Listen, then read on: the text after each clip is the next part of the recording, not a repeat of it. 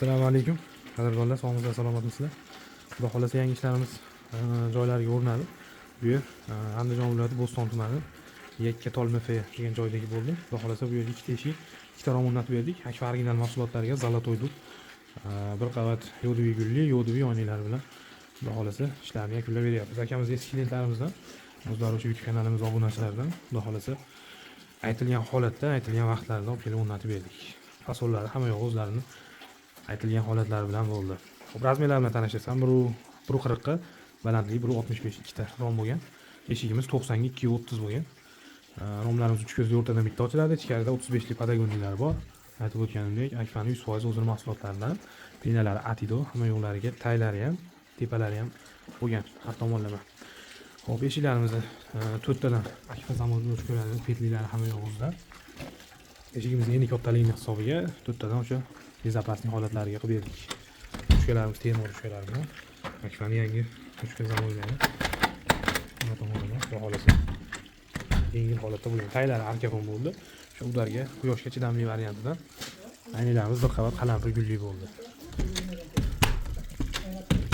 Yopilishlari ham yengil holatda, bu tomonlari ham zich yopishgan. Bitta qo'l bilan oshiqcha kuch shart emas.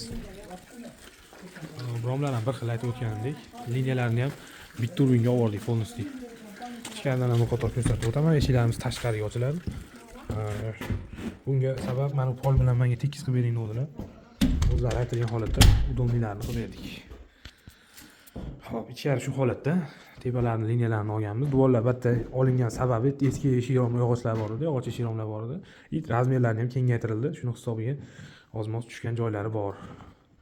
Xo'p, delfin uchkalari xohlasa yengil holatda betlari hamma yo'g'i. Xo'p, bu yerimizni summasi hamma yo'q olib kelib o'rnatib berish o'sha holatda 6 million 200 ming so'mga olib kelib o'rnatib berdik.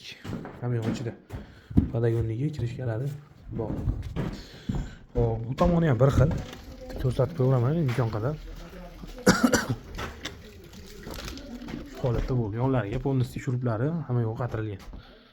Tomonlari ham bir xil holatda. Ochilib yopilishlari hamma yo'q ichida.